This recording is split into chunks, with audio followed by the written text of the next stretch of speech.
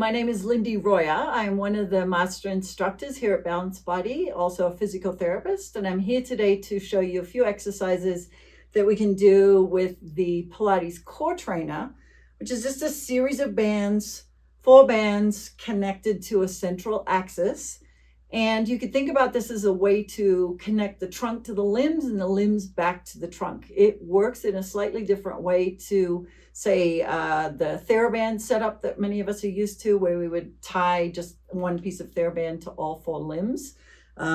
It's very portable, very versatile, fun to use. You can take these exercises that I'm going to show you today and use them independently, or you can put them together in a flow as we're doing today. So we're going to start in supine. You're just going to take 2 of these pieces and put them under the arches of the feet. And then you're going to lie on your back with the hands in the handles and bring the legs up to a 90-90 position. That little anchor is going to go just between the knees. And then we're going to start with just the hands in a bicep curl position, taking a couple of breaths just to settle, finding our ideal starting position. And then from here, just going into a few very simple toe taps or single leg drops, maintaining approximately a 90-degree angle at the knee. Then from here, taking this exact same upper body position, extend one leg out to about a 45-degree angle. As we know, this can be challenged by taking the leg lower, or we can back off the challenge a little bit and take the leg a little bit higher than 45. I'm going to take the leg back down and add the final piece, which is adding a little bit of trunk flexion. Now we can change this sequence. You can do exactly the same thing and just change the angle of the arms. So bringing the arms perhaps to eye height. I'm not going to go through all of these exercises, but taking the arms to eye height, or taking the arms to about shoulder width apart, about 90 degrees, and repeat the same type of sequence. And again, you can add flexion back in at the end. From here, you're going to roll up. Now, if you choose, you could roll up into more of a teaser position, or you could just simply roll up, come into sitting. We're just going to use this position for a little bit of a rotation break before we go back into supine. So nice position for doing some single arm rowing. So of course we can add a little bit more opposite arm extension. Could take the feet wider. Taking the feet wider is going to increase the resistance into that little central anchor point. Bring the legs back in. You can either bend the knees or keep them straight. I'm going to bend mine. We're going to roll back down, back into that 90-90 position. And now we're just going to add a little bit of opposite arm, opposite leg abduction. So I'm going to take my right leg and my left arm out to the side and coming back in.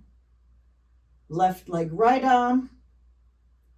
Working a little bit of the lateral hip and shoulder, but also challenging a little bit of a diagonal or rotational support system.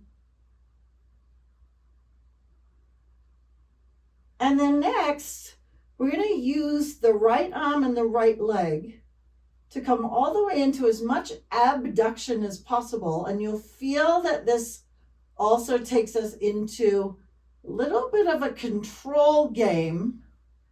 Can we roll from side to side, coming through supine, keeping the connection through the system? So as I come back to center, my focus is going to be, can I use the resistance to pull my right leg and my right arm off the floor versus pushing off the floor? So as I go to the other side, same thing. can I increase the resistance into my left leg and my left arm and have that be the thing that brings me back? So that's a fun one just to play with a little bit of side body and control work. From here, you're going to roll all the way over to one side and then just come up onto all fours. In an all fours position, I like to take the handles and just put them a little bit between the thumbs and take the handles over the back of the hand. I find that more comfortable. You can, of course, just use a regular grip, or you can move the handles completely out of the way and just use the cords. And then from here, I'm just going to add a little bit of a variation.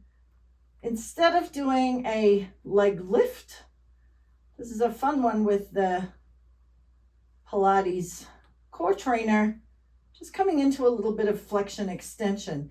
You'll feel that increased extension or that increased resistance through the moving leg, but you're also connected into the other three limbs. Of course, you can add all of our usual single leg and arm variations in that position. And then finally from here, we're going to come up to standing. Keeping the legs about shoulder width apart, you can go wider or narrower. I'm going to go back to that little bit of opposite arm, opposite leg abduction.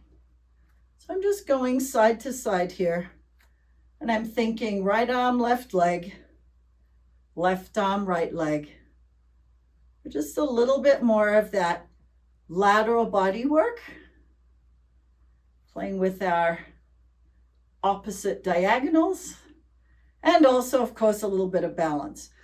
From here, you could add repetitions of legs and arms, or both. Totally up to you. Fun to play with in standing. Again, connecting all four limbs in different ways. Hope you enjoy playing with your Pilates Core Trainer, and I look forward to seeing you in another Balanced Body video soon.